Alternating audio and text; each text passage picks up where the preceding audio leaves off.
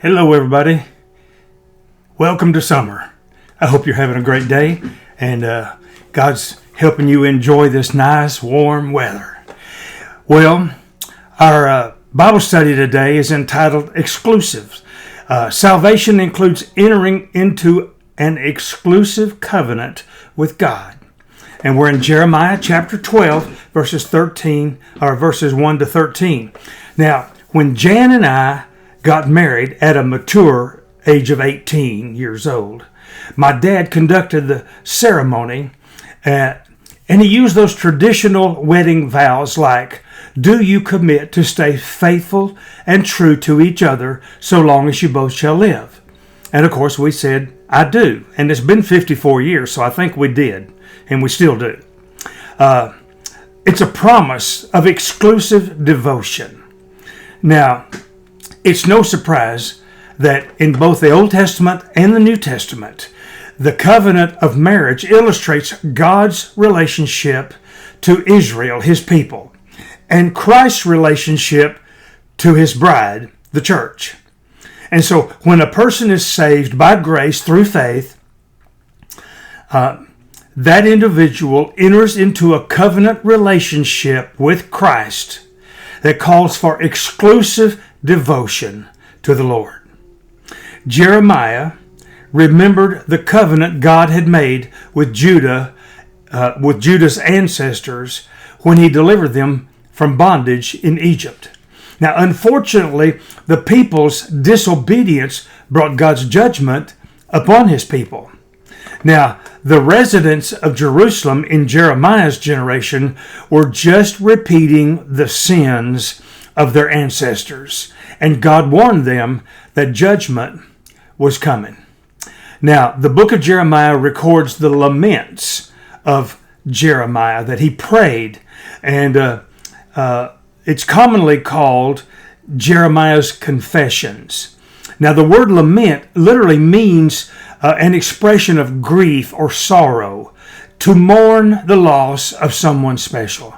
Now, Jeremiah was called the weeping prophet because of these laments. Now, from these laments, we get a glimpse into Jeremiah's prayer closet as he talked with God. He was praying for God to deliver him from his suffering. Jeremiah struggled with God about a lot of things happening in his life and about the message that God had gave him to preach.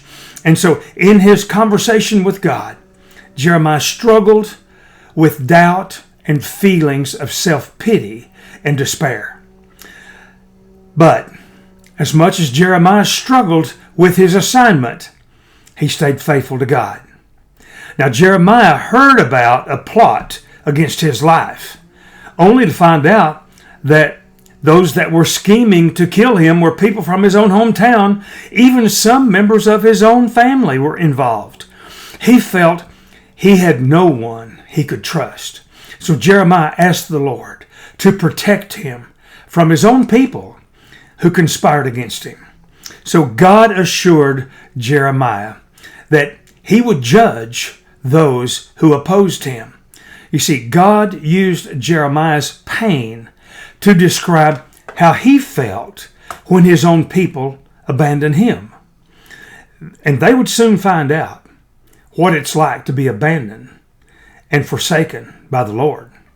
Now, verse 1, it says, chapter 12, verse 1, he said, "You will be righteous, Lord, even if I bring a case against you. Yet I wish to contend with you. Why does the way of the wicked prosper? Why do all the treacherous live at ease?" So, important questions for God. Jeremiah asked God to protect him from his own people, and the Lord assured him that he would intervene. But Jeremiah still struggled with this situation. And so when Jeremiah said, "You will be righteous, Lord," he was highlighting God's character. It was like saying everything God does is right and just. Jeremiah understood that God had the right answer to whatever question he would ask, and he still does today. 1 Peter 5:7 says, Cast all your cares on him because he cares for you. So Jeremiah's words, when he says, if I bring a case against you, has a little hint of legal language. But it didn't mean Jeremiah was accusing God of sin, even though he didn't understand why God allowed evil circumstances to continue. His words, I wish to contend with you, indicate that the prophet couldn't comprehend the situation that he found himself in. So Jeremiah's desire was that God bring him a sense of peace in the midst of his struggle. Jeremiah asked the Lord, why the wicked prosper? The question contains similar language to Psalm chapter 1. The psalmist is confident the wicked will perish, while the righteous will prosper. Look at Psalm 1 verse 6. It says, for the Lord watches over the way of the righteous, but the way of the wicked leads to destruction. And so Jeremiah struggled because he saw just the opposite at work. The treacherous were living at ease. And so as a result, Jeremiah struggled to understand the situation. He was suffering for following God's call. But those who opposed God lived comfortably and got away with their sin, or at least it appeared that way. His question was, if God was opposed to the ways of the wicked, why doesn't he just judge them now? Verse 2, he said, you planted them, and they have taken root. They have grown and produced fruit. You are ever on their lips, but far from their conscience. Now Jeremiah complained that God seemed to turn a blind eye to injustice.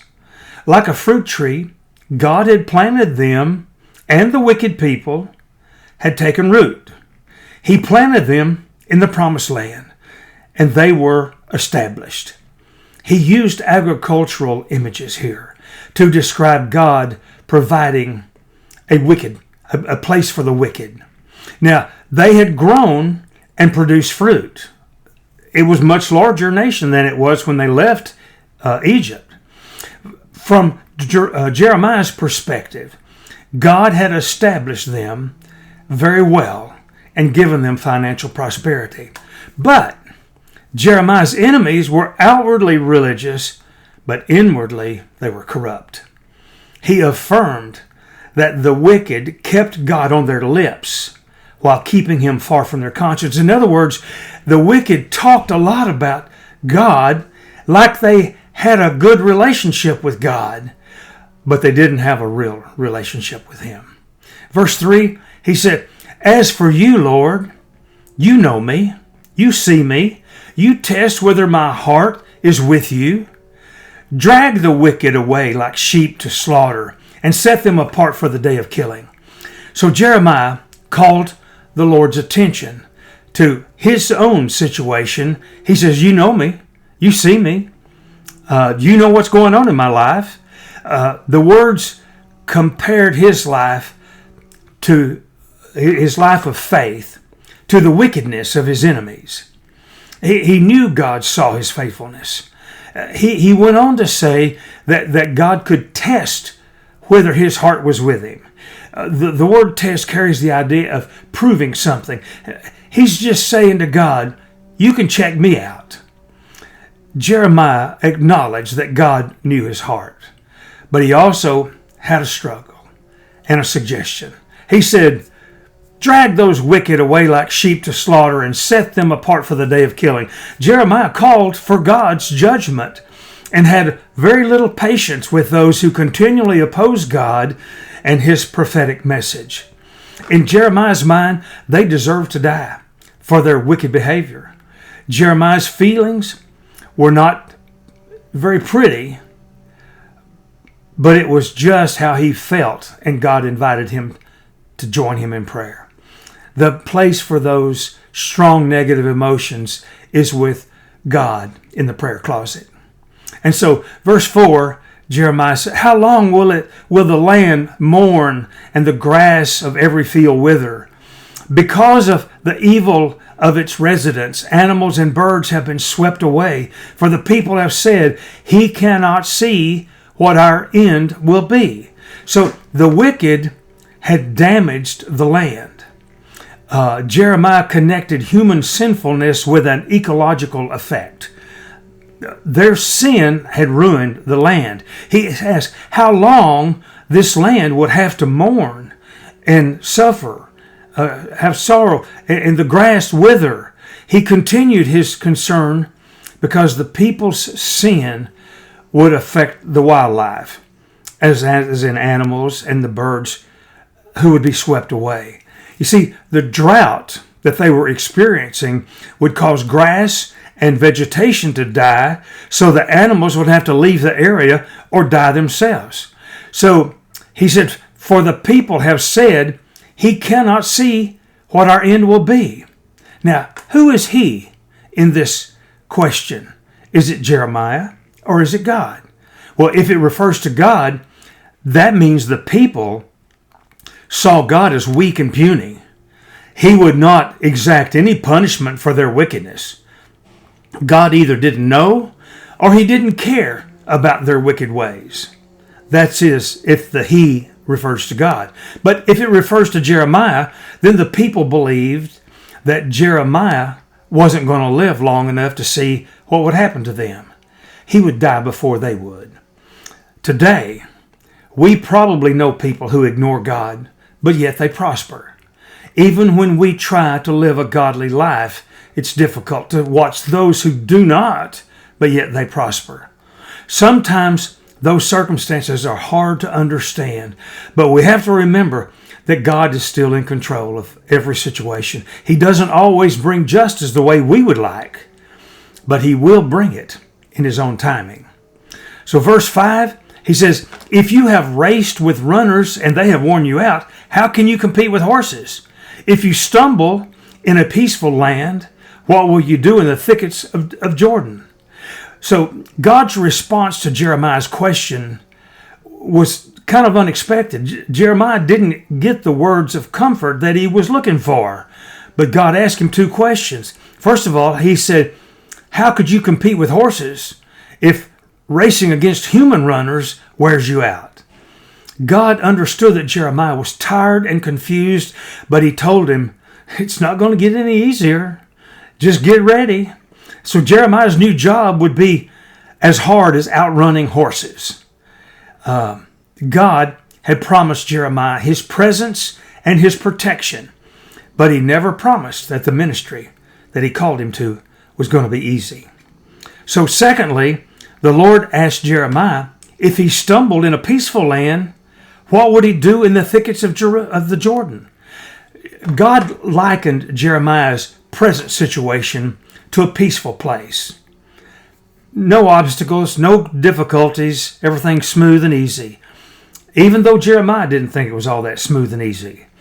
He already had battled conspiracies and corrupt leaders, but God implied that his toughest situation was still ahead of him.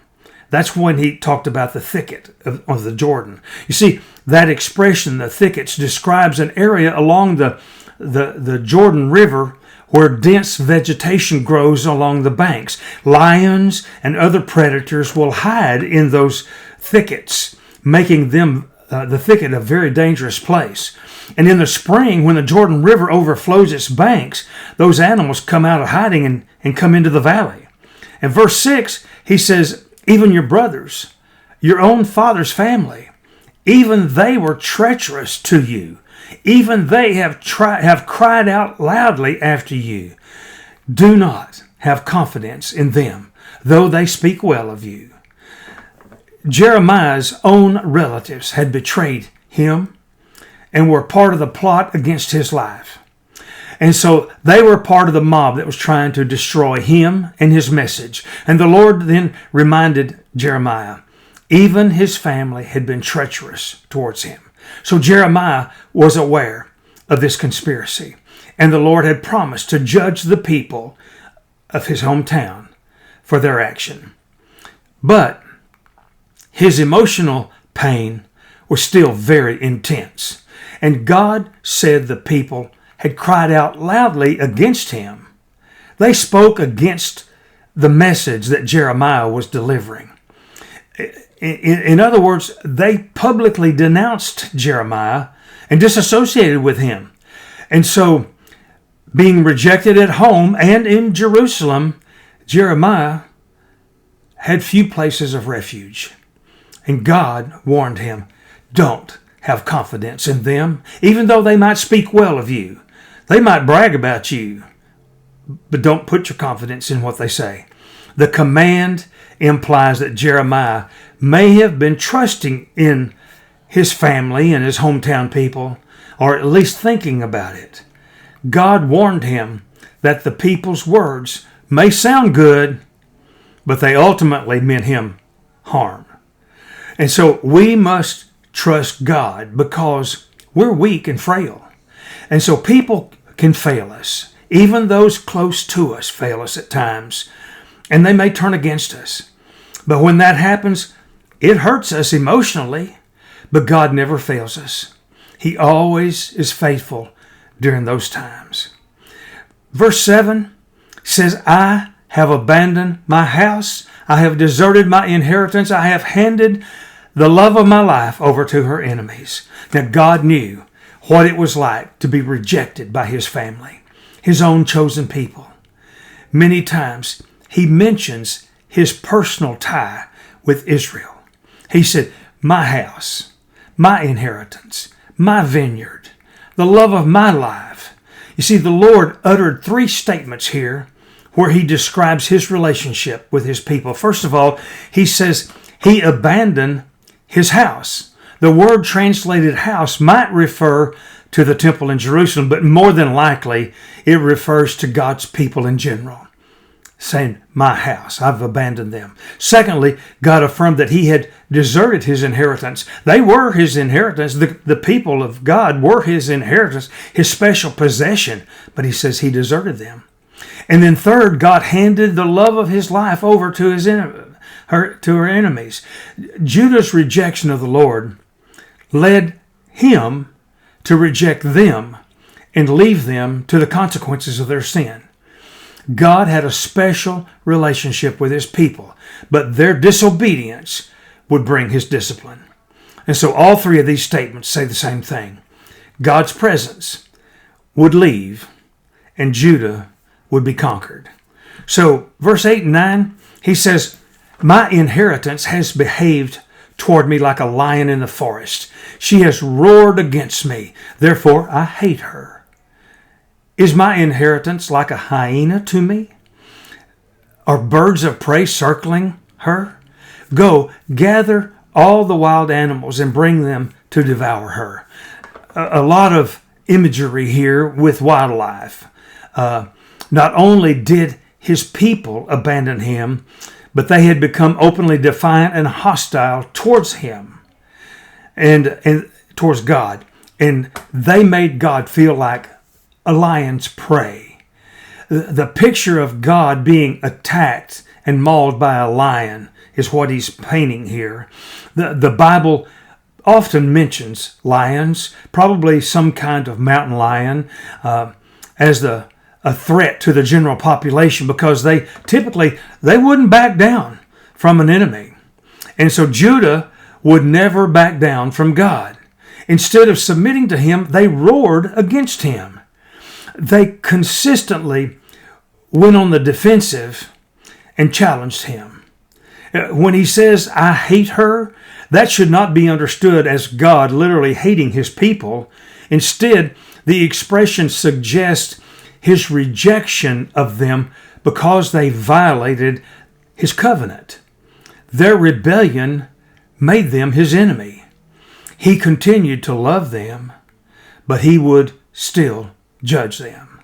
So the Hebrew word for hyena here represents a scavenger. Nobody liked them. Nobody wanted it. Nobody had a hyena for a pet. It was a pitiful animal. And the predator changes from a hyena to a vulture here in this picture. Birds of prey would feast on Judah's dead body.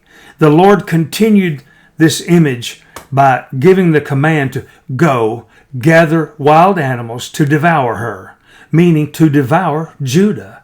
Get the wild animals. And who are the wild animals? Well, of course, we know he's talking about Babylon. Now, most interpreters believe the language about animals is all figurative. And that means Judah's enemies would soon destroy her people and her land and tear her apart like a wild animal devouring a prey. So verse 10 and 11, he says, many shepherds have destroyed my vineyard. They have trampled my plot of land. They have turned my desirable plot into a desolate wasteland. They have made a desolation. It mourns desolate before me. All the land is desolate, but no one takes it to heart. So God was sorrowful about how Judah's shepherds, their leaders, had destroyed his vineyard. The concept of the vineyard here, Isaiah talks about the vineyard. He uses the same word to represent God's people. And that's probably what Jeremiah is doing here. He's talking about the shepherds or the leaders of the nation have destroyed the nation. These people cared very little for those people who were under their authority, and essentially they turned the vineyard upside down. They trampled God's plot of land. Instead of caring for God's vineyard, these wicked leaders ran roughshod over it. They just transformed his inheritance into a desolate wasteland spiritually. The land and the people were ruined because they couldn't stay faithful to God and his covenant. So God's judgment had brought the devastation, but God's people were responsible for making the land desolate. God did it, but the people were responsible. God said the land mourns, it weeps to him, and no one takes it to heart. No one cares. Judah's ruin would be total and complete. In verse 12, he says, over all the barren heights of the wilderness, the destroyers have come. For the Lord has a sword that devours from one end of the earth to the other. No one has peace.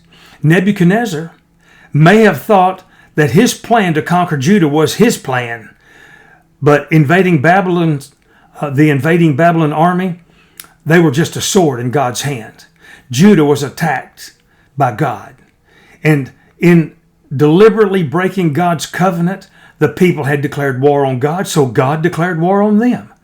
And when the invading armies attacked them, no one was safe. So God's judgment would be devastating. The statement, no one has peace, contradicted the leaders, the national leaders, because they claimed that peace was coming. But in times of trouble, the people wanted to hear some good news. They wanted to hear encouraging words. They didn't want to listen to Jeremiah's words of judgment. So they believed their leaders instead of Jeremiah. Verse 13, he says, they have sown wheat, but harvested thorns. They have exhausted themselves, but have no profit. Be put to shame by your harvest because of the Lord's burning anger. Now Jeremiah described the sad results using some agricultural imagery again. First of all, the people had sown wheat, but they had harvested thorns. They sowed the good stuff, but they reaped the bad. Their crops did not yield what they wanted. Maybe because they didn't take care of them, the fields after the Babylonians attacked, or maybe because the Babylonian invaders took what was left. The law of Moses warned of such sad consequences if the people disobeyed God, and they had disobeyed. Secondly, Jeremiah affirmed that they had exhausted themselves. They wore themselves out, but they had nothing to show for it. After God abandoned his house and deserted his inheritance, all hope for a bountiful harvest was gone. The people would be put to shame by your harvest because of God's burning anger. The poor crop yields were not a result of the people's lack of effort. So he's saying it's not because you didn't try. You just did it the wrong way. You focused on other gods. Instead, God's judgment was on them because his people refused to serve him exclusively. God expects us, his people, to be faithful to him alone. We must view all of our priorities in life in light of our relationship with God. Our loyalty to him must take a precedence over everything else. Our relationship with the Lord is the one relationship that affects everything that we do. Senator Mark Hatfield passed away in 2011, but he was a senator from Oregon, and he tells about touring Calcutta with Mother Teresa and visiting the so-called House of the Dying. Now, that's where sick children are cared for in their last days.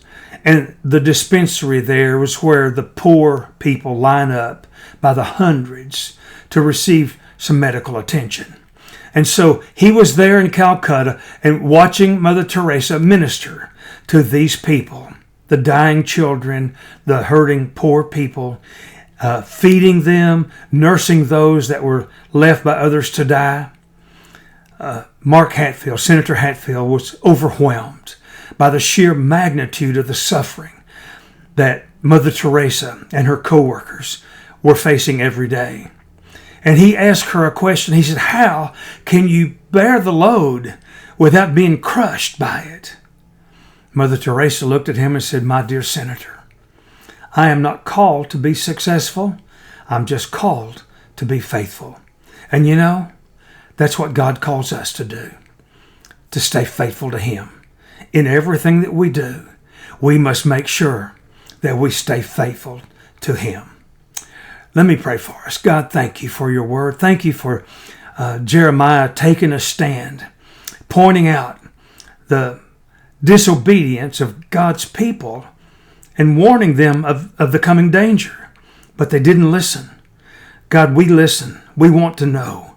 We thank you for giving us the warning and encouraging us to live by faith and stay faithful in everything we do to you. We love you, Lord. Bless us and thank you. In Jesus' name, amen. Well, God bless you, and I hope you have a wonderful week.